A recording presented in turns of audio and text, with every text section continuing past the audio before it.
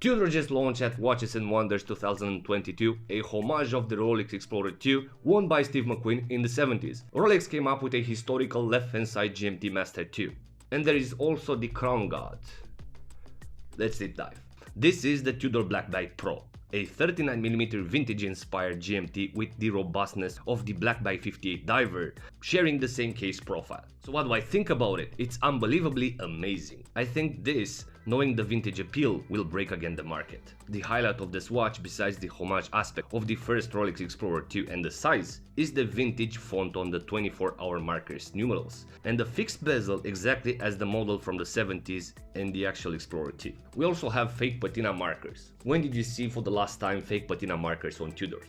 Also a cool orange accent on the GMT hand that breaks chromatically the monotony of this black steel dial. The watch is offered in stainless steel. It's offered on 3 types of straps: the riveted bracelet, the NATO and the leather. And I think it looks amazing on that riveted tapered bracelet. As specs, the watch measures 39mm in diameter, has 200 meters for resistance, a boxed sapphire crystal, a fixed GMT bezel and 70 hours power reserve. The only downside I see here is the movement. Basically, this Black Bay Pro has the caliber MT5652, which is exactly the same that equipped the Black Bay GMT, and we all know how thick the Black Bay GMT is wearing. Being concerned that the Black Bay Pro might have the case unbalanced from the thickness and from the wideness perspective.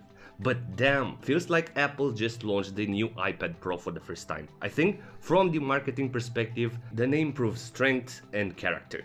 The next Tudor novelty is the GMT Root Beer. Sadly, this one is made only on 41mm on the same dimensions with the actual Black Bay GMT. But we don't care because it's made in steel and gold. Gold means extra money means no business for the vast majority of us. So I'll pass this one. And the rest of the novelties doesn't even matter because Rolex, my friends, came up with a very unusual GMT Master Ii. People will cry in front of the IDs. The new Rolex Gmt Master Ii is a shocking release, knowing that in the modern history Rolex didn't made any left-hand side watches. However, this model exists in the Rolex's history.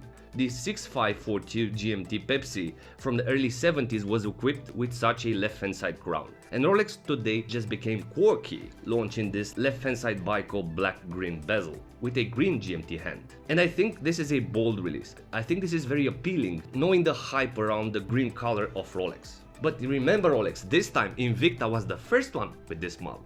What is interesting about this model, Rolex decided not to increase the size of the GMT Master Ii line, as they did for the Submariner, and that's good news. They kept the same thick maxi-lugs appeal of the previous launches. So yes, this is the new GMT Master Ii, the green-black bezel, but not accessible. The new Rolex Crown Guard was launched. This Crown Guard was actually glued to the unwanted and the less desired Rolex Airking. The cripple received a Crown Guard because Rolex wanted to move the Airking to the robust watches in their portfolio. Now, the watch has a safe Crown Guard in 100 meters. This one being equipped with the new caliber 3230 that incorporates the patented Chronergy escapement, which combines high energy efficiency with great dependability, made out of nickel phosphorus, which is also insensitive to magnetic fields. Guys, I am done, I'm going to work, I have a meeting. Bye.